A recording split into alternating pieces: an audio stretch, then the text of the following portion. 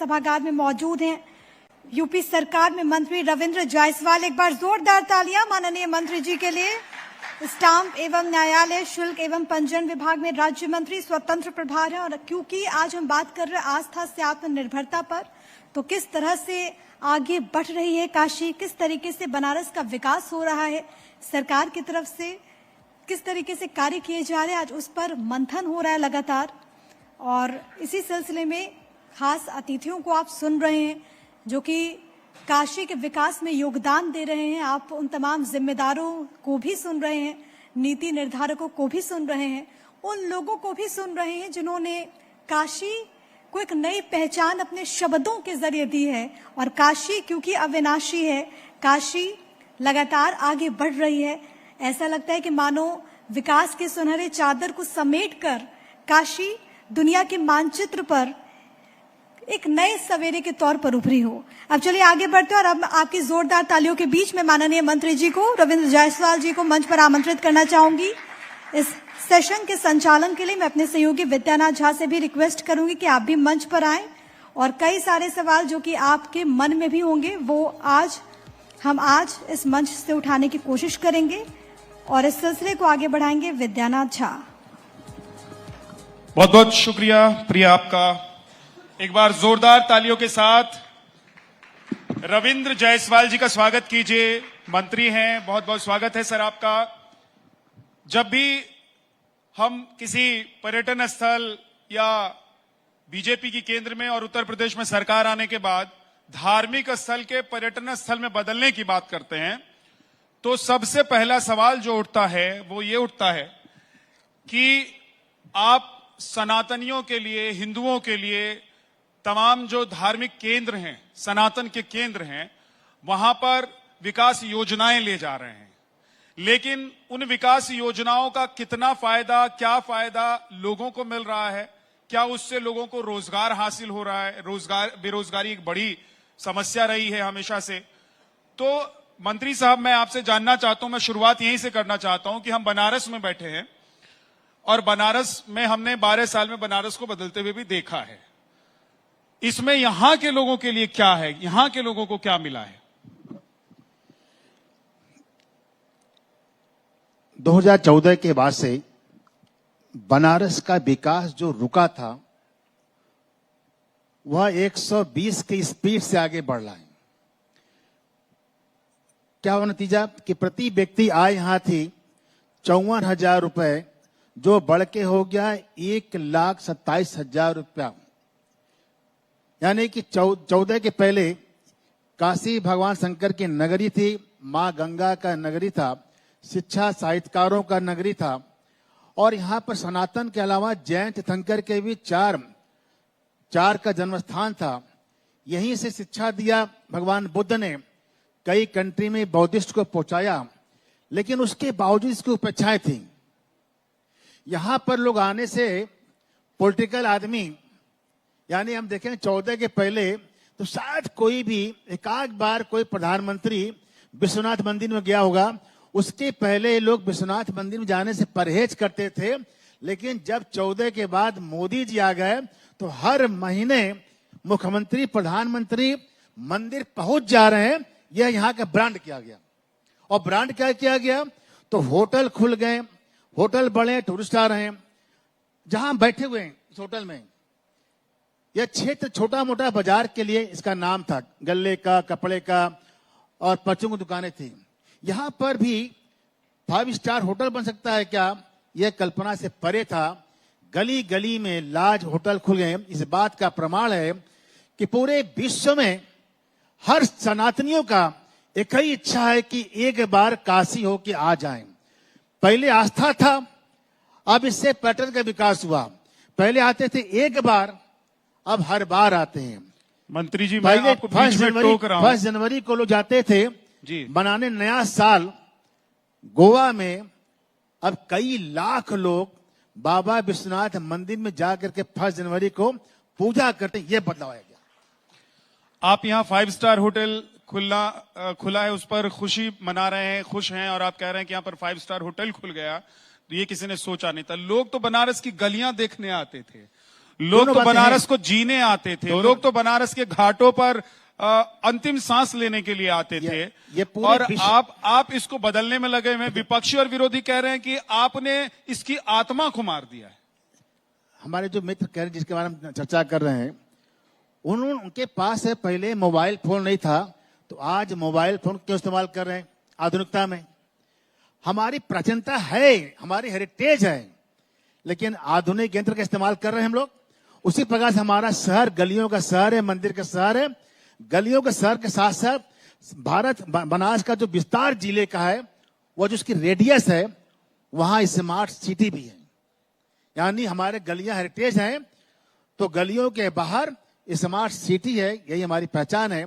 ताकि यहां बनारस वालों के बच्चे विदेश में जाके पढ़ने के बाद लौट करके आए, उनका शहर विश्व के पटल पर भी स्मार्ट सिटी में एक नंबर के दिखना चाहिए।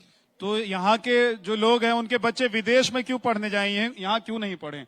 यहाँ उस स्तर का कोई विश्वविद्यालय, उस स्तर का कोई कॉलेज क्यों नहीं हो? शायद अब भारत का पहला ऐसा शहर है जहां पर 4 यूनिवर्सिटियां हैं। लगभग 350 साल हो गई है संपूर्ण संस्कृत विद्यालय को। बीएचयू हो गया है, लगभग हो गया 100 साल हो गया। यूपी कॉलेज, तिब्बती इंस्टीट्यूट, यानी कि इतने बड़े शिक्षा केंद्र दे रहा है, उससे बड़ी महत्वपूर्ण बात यह है।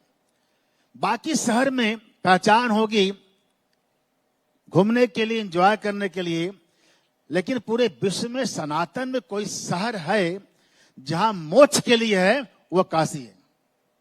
आपको पता होना चाहिए कि लोग यहां पर, जीवन है तो मृत्यु है, मृत्यु है तो इच्छा पाल रखे कि मेरी काशी में अंतिम यात्रा हो। इतिहास कहता है कि बनारस में जितने घाट बनाए गए हैं, अलग अलग राजाओं ने बना रखा है। उन राजाओं की इच्छा होती थी कि मैं या मेरे परिवार के लोग, मेरे राज्य के लोग काशी में अंतिम वास करेंगे। उससे महत्वपूर्ण पाठ है। चौक तो होता है हर जगह। कभी आप देखिए बनारस के चौक में जाइए आप, कहा जाता है कि जीवन में 4 मार्ग है, धर्म, अर्थ, काम और मोक्ष। चौक थाने पर खड़ा हो जाइए आप जाएंगे पूरब की ओर तो ठीक 200 मीटर पर विश्वनाथ मंदिर है धर्म की ओर, और ठीक 200 मीटर पीछे अर्थ यानी ठठेरी बाजार साड़ी और जेवर के लिए, और ठीक 200 मीटर दाहिने जाएंगे आप जहां मनोरंजन है, दाल मंडी में संगीत होता था, और जहां 200 मीटर पर ही मणिकंका है। यानी बनारस की भौगोलिकता कहती है आप तय करो जीवन में धर्म, अर्थ, काम, मोक्ष में पहले कहां जाओगे। तो बनारस कहता है कि धर्म के माध्यम से अर्थ कमाओगे तो अपने आप मनोरंजन मिल जाएगा और अंत में मोक्ष मिल जाएगा। ये शहर बनारस है। तो धर्म के नाम पर अगर अर्थ कमाने लग जाएंगे तो आप लोग जेल में डाल देंगे उनको। देखिए, और जो दूसरी विपक्षी पार्टियां वो कहेंगे देखो मंदिर ही ये लोग इसीलिए बनवाते हैं कि उनको अर्थ कमाना है। क्या बोले? मैंने कहा जो विपक्षी पार्टियां आपकी, वो ये कहेंगे कि ये लोग मंदिर ही इसीलिए बनवाते हैं कि ये अर्थ कमाना होता है। हम तो मंदिर बना रहे हैं कि लोगों की आस्था के लिए, विश्वास के लिए। अधिकांश हमारे नौजवान बनारस में एक बार धार्मिक शहर आते थे, लेकिन बार बार नहीं आते थे। लेकिन अब बदलाव हुआ कि नए जनरेशन के लड़कियां, बच्चे भी अब बाबा के मंदिर में आ रहे हैं, काशी में आ रहे हैं, यहाँ पर नाइट स्टे कर रहे हैं। ये बदलाव आया है काशी के अंदर। और नया जनरेशन भी जब शहर सुंदर होता है, मंदिर अच्छा होता है, तब वहां जाते हैं। मैं फिर से रिपीट कर रहा हूं, बार बार रिपीट कर रहा हूं कि मोदी जी के पहले काशी विश्वनाथ मंदिर में शायद कोई एकाध बार कोई पीएम आया होगा, वरना मंदिर के सामने से गुजरते थे और सामने झुक के प्रणाम नहीं करते थे। अब जो व्यक्ति आता है, जापान का प्रधानमंत्री, राष्ट्रपति हो, प्रधानमंत्री हो, इंग्लैंड से हो, सबके कई इच्छा होती है कि मैं भी गंगा आरती में जाना चाहूंगा। ये आस्था सर। आप लोग बनारस को, काशी को क्या धार्मिक पर्यटन केंद्र बनाना चाहते हैं या सांस्कृतिक और शैक्षणिक? क्योंकि शिक्षा की राजधानी बनारस पहले से ही रहा है, काशी को माना जाता रहा है, तो उस तरफ भी आप लोग कुछ कर रहे हैं? वो भी कोई योजना है? आस्था का शहर है, यह शहर अध्यात्म का है।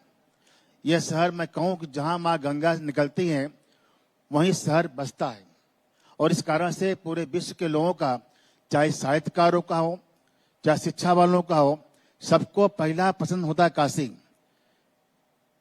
तो सब लोग काशी में रहे हैं और काशी एक आध्यात्मिक क्षेत्र रहा है। हम आध्यात्मिक क्षेत्र का मतलब ये नहीं कि गंदगी में हो, दिन दैनी हो, गली में हो, गंदा हो। हमारा आध्यात्मिक शहर भी सुंदर बनना चाहिए। यही प्रयास किया वाराणसी के सांसद, देश के प्रधानमंत्री माननीय मोदी जी ने, प्रदेश के मुख्यमंत्री माननीय योगी जी ने। अब यहाँ से 48,000 करोड़ रुपए से काशी का विकास किया गया है। नॉर्थ ईस्ट के कई स्टेट के साल भर के बजट नहीं होते हैं, और अभी 10 दिन पहले मिला है 25,000 करोड़ रुपए। 25,000 करोड़ रुपए मिल गया है एक बार में, क्योंकि भोले की नगरी, अध्यात्म की नगरी है, जैन परंपरा के और बौद्ध परंपरा का बड़ा क्षेत्र रहा है।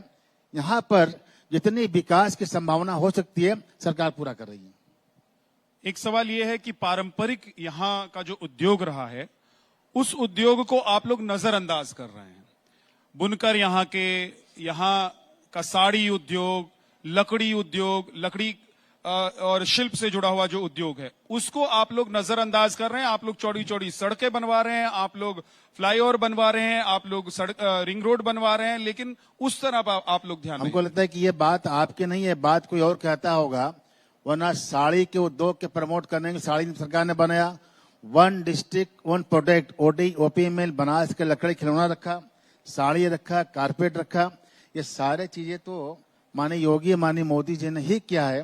दूसरी बात, यह बनारस शानदार परंपरा है। अगर यहाँ पर साड़ी बुनने वाला मुसलमान है तो हिंदू बहनें उसको पहन करके पूजा करती है। यही हिंदू मुसलमान के भाईचारा है।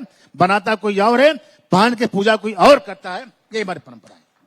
लेकिन जो बनाता है उसको आप लोग इग्नोर कर रहे हैं, यही आरोप लगता है आप लोगों को। अरे मैंने कहा कि जब बनाता है तभी उसको खरीदते हैं।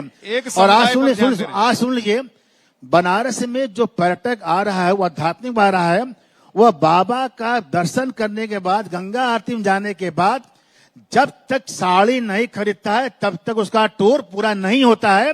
यानी इनकम दे रहा है साड़ी बनाने वाले बुनकरों को। यहाँ पर बहुत सारी योजनाएं केंद्र सरकार की तरफ से, राज्य सरकार की तरफ से आई और चल भी रही हैं, लेकिन कुछ समस्याएं अभी भी बनी हुई हैं। ट्रैफिक की समस्या अभी भी है, ट्रैफिक की समस्या अभी भी बनी हुई है। अभी भी लोग, जब भीड़, बड़ी संख्या में भक्त यहाँ पर आते हैं, भीड़ जुटती है, तो उस वक्त उहापोह की स्थिति होती है यहाँ पर। अगले 5 साल का आप लोगों का रोड मैप क्या है कि क्या करेंगे कि इन सब समस्याओं, जो मूल रूप से समस्या रही है, उन समस्याओं से कैसे आजादी? मेरा विभाग है स्टाम्प विभाग, यानी रजिस्ट्री विभाग। और रजिस्ट्री विभाग का मैं जब देखता हूं कि 2016 में जितनी यहाँ पर प्लाट, मकान खरीदने की रेशियो थी, उसका 4 गुना हो गया इस समय। जब 4 गुना हो गया, हमारी आबादी बढ़ रही है। सबकी इच्छा है कि एक छोटा आशियाना काशी में हो जाए। हम काशी में रात में बिताएंगे। और तब इसी स्थिति में जो बनारस जिला है, उस जिले में कट गया भदोही, नया जिला बन गया, वह कट गया चंदौली। अब हमारा बनारस छोटा हो गया है, लेकिन सबकी इच्छा है कि उसके घर के एड्रेस में लिखा जाए वाराणसी।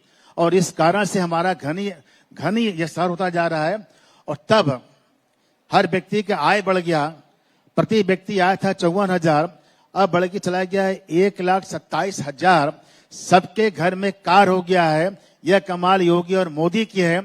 यहाँ जितना बैठे लोग हैं, 16 के बाद से आप चेक करेंगे, अगर इनके पास साइकिल होता था तो आज बाइक हो गया है, बाइक था तो कार हो गया है। वो चलेगा शहरे में ना। तो बाइक से कार पर सवार हो गए, लेकिन महंगाई भी तो बढ़ गई है। लोग कहेंगे कि उसमें पेट्रोल कैसे डलवाएं, इतना महंगा हो गया है। जब हमारे भारतीय लोग ये कहते हैं कि माना कि तेल आता है विदेश से, तेल आता है विदेश से, और इस समय युद्ध चला हुआ है, तो युद्ध में थोड़ा हम लोग स्वाभिमानी व्यक्ति हैं। अगर राष्ट्र पर संकट आएगा तो हम साइकिल पर आ सकते हैं या कार का इस्तेमाल कम करेंगे। और कार पर चलेंगे ही तो पड़ोसी से पूछ लेंगे, चलोगे बाजार करने का, आओ मेरी गाड़ी में बैठ जाओ, हम साथ बाजार करने चलेंगे। यह बनारसीपन है। प्रधानमंत्री कई बार कह चुके हैं कि बनारस एक ऐसा मॉडल होगा जो देश भर में लोग देखेंगे तो सोचेंगे कि क्या बनारस कभी ऐसा हो भी सकता था। काशी के बारे में कभी रोड 54 किलोमीटर, यानी एयरपोर्ट से लेके नमो घाट के उस पार से लेके रिंग रोड से लेके रामनगर, जल्दी ही जो लोग एयरपोर्ट से बनारस जा रहे हैं तो विश्वनाथ मंदिर जाने के लिए चौक गदुलिया के बजाय इस नए रोड का इस्तेमाल करके विश्वनाथ मंदिर के सामने रोपवे से मंदिर पहुंच जाएंगे। शहर के जाम का एक बहुत बड़ा गिफ्ट मिलने जा रहा है, ये खत्म हो जाएगा। आप स्टैम्प मिनिस्टर हैं, इसलिए आपसे ये सवाल पूछ रहा हूं कि डिजिटाइजेशन आप लोगों ने किया, डिजिटल हो गया सब कुछ, लेकिन अभी भी जब लोग जाते हैं तो लोगों को बहुत सारी समस्याओं से दो चार होना पड़ता है। डिजिटाइज कराने के लिए उनको वहां पर जाते हैं तो जो बाबू हैं वो सुनते नहीं हैं, वहां के क्लर्क सुनते नहीं हैं, वहां पर उन लोगों को अभी भी जाकर कुछ ना कुछ वहां दान दक्षिणा चढ़ाने होता है। इधर मंदिर में जो पैसा दान दक्षिणा चढ़ाना होता है वो उधर जाकर चढ़ाना पड़ता है। मैं आपके बात से असहमत हूँ। हमारी आपके डिजिटल में जो हमारा आपका रिश्ता कम होगा। नए जमाने के बच्चे डिजिटल में हमसे आपसे अधिक तेज हैं, और जो बच्चे हमें आपको तो केवल मोबाइल पर व्हाट्सएप चेक करना भेजना आता है, लेकिन घर के 10 साल के बच्चे इतने तेज हो चुके हैं कि आपके मोबाइल में क्या क्या फंक्शन है वो बच्चे यूज करते हैं। तो डिजिटल युग में बच्चे बहुत जा चुके हैं आगे, घर बैठे सारे काम कर रहे हैं। कितना फायदा हुआ है, मतलब क्या बदल गया है, थोड़ा सा समझाइए कि जब आपने इसको डिजिटल कर दिया है तो कितना बदल गया? अभी सरकार ने एक स्कीम चलाया जनगणना का, और जनगणना में सबसे तेजी से लोगों ने स्वतः भर दिया। घर में जब पहुंच रहे थे, घर का जा रहे थे शिक्षक लोग, तो अधिकांश लोग कहते हैं मैंने भर दिया। ये भारत की ताकत है। स्वरूप कितना बदला है। पहले लोग एकदम दबा के रखते थे, पेटी में संदूक में रखते थे, सारी रजिस्ट्री के पेपर्स कागज रखते थे। अब क्या आप लोगों ने वो व्यवस्था बना दी है कि चाहे वो नए बच्चे हों, चाहे वो पुराने आपकी उम्र का कोई व्यक्ति हो, चाहे जेंजी हो, उस सब को अब इतना सब कुछ संभाल के रखने की जरूरत है, सब कुछ सिस्टम में? पहले क्या होता था, जब कोई प्रॉपर्टी खरीदते हैं तो आप जाते हैं रजिस्ट्री विभाग के ऑफिस में, 12 साल का मुआयना करते हैं। ये हमने पूरा कर दिया है डिजिटल। आप कोई प्रॉपर्टी, माना कि होटल को आपको खरीदना है, तो आप 12 साल के रिकॉर्ड अपने मोबाइल में चेक कर लेंगे, फला होटल का, फला नंबर का, इसका ओनर कौन है, कभी इसका खरीद हुआ, कब बिक्री हुआ था। 12 साल के मुआयना आप कर सकते हैं अपने मोबाइल पर। Point number 1। पॉइंट नंबर 2, अगर आपको रजिस्ट्री कराना है तो सारे चीज को स्टाम्प ले लेंगे, स्टाम्प खरीदेंगे, स्टाम्प कर सकते हैं आप। सरकार के पास जमा करते हैं निबंधन शुल्क 1%, यह भी ऑनलाइन कर दिया गया है। डॉक्यूमेंट आप वहां फिट किया हुआ है, डॉक्यूमेंट टाइप करा लीजिए और करा करके आप सीधे रजिस्ट्री दफ्तर में आ जाएंगे। 5 मिनट में आपकी रजिस्ट्रियां हो सकती हैं।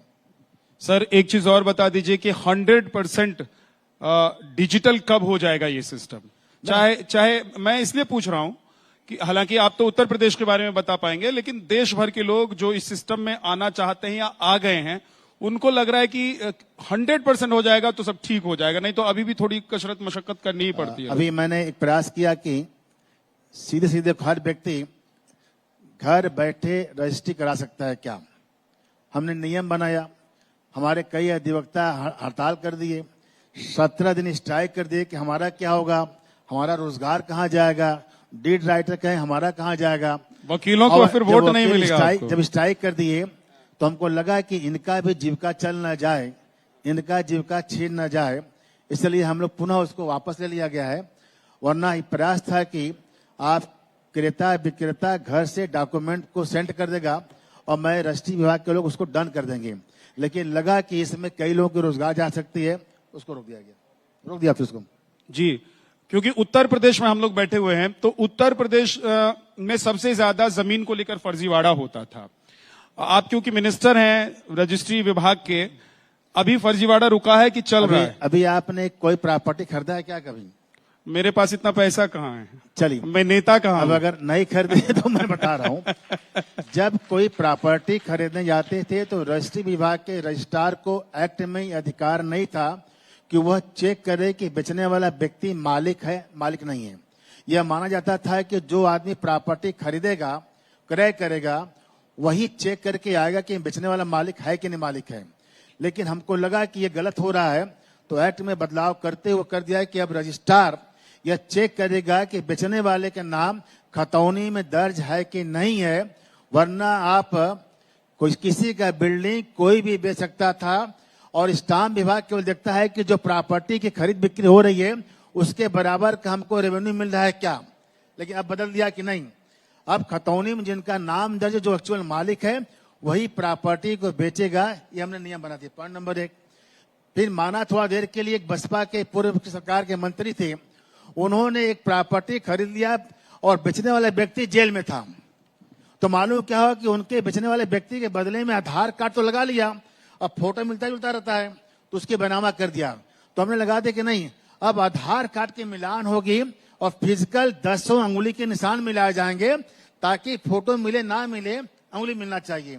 फिर समस्या आया कि जिनकी उम्र 70 साल क्रॉस कर गई है उनके अंगुली के निशान मिट जाते हैं। अब क्या करेंगे? तो हमने तय किया कि उनकी आंख का निशान लगा दिया जाए, आंख के जो पुतली में आ जाए। लेकिन फिर आया कि जिसका हो गया मोतियाबिंद, फिर क्या करेंगे आप? तो हमने नियम बना दिया कि परिवार के लोग एफिडेविट दे देंगे कि यही व्यक्ति अरुण गुप्ता है, तो हम उसको मान जाएंगे। ये रोका गया। बहुत अच्छी बात है। अब वापस बनारस पर लौट कर आता हूं मैं। बनारस को अभी आपसे पहले जो मेहमान बैठे हुए थे वो बता रहे थे कि 8 किलोमीटर के दायरे में बनारस हुआ करता था, अभी बनारस का दायरा 18 किलोमीटर का हो गया है। तो ये 18 किलोमीटर का जो रोड मैप है पूरा बनारस का, इसको 80 किलोमीटर में भी ले जाने का आप लोगों का पूरा मकसद है, योजना है कोई? जो 18 किलोमीटर की बात थी, पहले होता है 18 किलोमीटर आता है नगर निगम, नगर निगम से 9 किलोमीटर आगे होता है विकास प्राधिकरण। विकास प्राधिकरण शहर को सिस्टमैटिक डेवलप करता है, तब नगर निगम वहां पहुंचता है, सीवर पानी पहुंचाता है, ये नियम है। तो आज के डेट में बनारस का जो रेडियस पहुंच गया है वह पहुंच गया है राया तालाब तक, यानी कि पूरब से जाते हैं आप, पश्चिम जाते हैं आप, इनका हो गया है 40 किलोमीटर एक तरफ, 40 इधर, और लगभग हो गया 30 किलोमीटर, जिसका हो गया रेडियस 70 किलोमीटर, जहां विकास प्राधिकरण 3 बड़े बड़े टाउनशिप लेके आ रहा है। कहां लेके आ रहा है? वह लेके आ रहा है राया तालाब में। कहां लेके आ रहा है? वो आ रहा है बाबतपुर में। अब जब हमारे पास टाउनशिप आ रही है जिसकी शहर वाराणसी मुख्यालय से दूरी है 30 किलोमीटर दूरी पर, शहर बढ़ गया। सर, बहुत सारे इन्वेस्टर्स चाहते हैं कि वो बनारस में आकर इन्वेस्ट करें, यहां पर कुछ काम रोजगार करें, लेकिन बनारस में जब वो आते हैं तो देखते हैं यहां तो उनको प्रॉपर्टी लेनी है, जमीन लेनी है, तो देखते हैं तो या तो महंगा है बहुत ज्यादा, या तो जिस हिसाब से उनको चाहिए वो नहीं मिलता है। तो उस तरह की कुछ योजना है कि बाहर से लोग जो यहां पर आकर इन्वेस्ट करना चाहते हैं जिससे यहां के लोगों को रोजगार मिले? देखिए, अगर प्रॉपर्टी महंगा बिक रहा है तो ये बनारस की वैल्यू है कि उसके प्रॉपर्टी के भाव बढ़ गया है, तो बेचने वाले का दाम अधिक मिलेगा, ये खुशी हमको है, ये हमें खुशी है। Point number 1। पॉइंट नंबर 2, जो इन्वेस्टर आए हैं वो सबसे अधिक शहर में इन्वेस्ट करने के लिए आए। यहाँ पर मेदांता अपोलो टाइप के अस्पताल नहीं हुआ करते थे। हम अगर कोई क्रिटिकल केस हो जाए तो एयर एम्बुलेंस आए दिल्ली से, लेकिन अब यहाँ पर मेदांता का ब्रांच आ रहा है, अपोलो आ गया है, 7 आ गए हैं होटल 5 स्टार। कितने आ गए? 7। ये बदलाव है। लेकिन फिर तभी लोग कहते हैं कि भाई बाहर से आप लोग बुला लेते हैं, यहाँ के लोगों के लिए तो कुछ करते नहीं। विपक्ष के नेताओं पर मत जाइए, उनका काम है कुछ कहना, कहने वाले मत जाइए। लेकिन कैसे नहीं जाएंगे? भागीदारी तो उनकी भी है, विपक्ष में वो भी बैठे हुए हैं, कुछ तो वोट कहेंगे, उनके पास भी है। विपक्ष वाले कुछ तो कहेंगे, उनका काम है कहना, तो उसका जवाब तो देना भी, ये भी आप ही लोगों का काम है। हम दे रहे हैं। यहाँ के लोगों के लिए क्या हुआ है? यहाँ के लोगों को कितना रोजगार मिला है? यहाँ के लोगों हमने क्या कहा? यहाँ के लोगों की जिंदगी क्या सिर्फ वो बाइक से कार पर चले गए उससे बदल गई है? उसमें पेट्रोल डलवाने के लिए जेब में तो पैसा चाहिए ना सर, वो पैसा कमाने के लिए व्यवस्था है क्या? क्या बोले? मैंने कहा कि बाइक से कार तो खरीद ली है, लेकिन गाड़ी में पेट्रोल डलवाने के लिए जो उनको पैसा चाहिए उसके लिए क्या रोजगार की व्यवस्था यहाँ पर है? आप लाख एक बार नहीं 2 बार रिपीट करते, 4 बार रिपीट करिएगा। मैं ये कह रहा हूं कि हर घर में 14 के बाद से गाड़ी की संख्या बढ़ गई, प्लाट की बिक्री बढ़ गई, फ्लैट की बिक्री बढ़ गई। निजा माधव जी के पास कार आ गया है, पहले कार नहीं था 14 के पहले। तो ये बदलाव है और सब गाड़ी चल रही है। निजा माधव जी यहाँ आए होंगे तो कार से आए होंगे, ये बदलाव है। बहुत बहुत शुक्रिया सर, आपने अपना कीमती वक्त हमारे लिए निकाला और बहुत सारे सवाल, टेढ़े तीखे मीठे सारे सवालों के जवाब आपने बहुत अच्छे से दिए। और मैं उम्मीद करता हूं सर कि काशी और वाराणसी यूं ही आगे बढ़ता रहे और हम सब जब भी यहां पर आए तो हमको एक नया एहसास हर बार हो। बहुत बहुत शुक्रिया आपका। बहुत बहुत धन्यवाद माननीय मंत्री जी, एक बार जोरदार तालियां।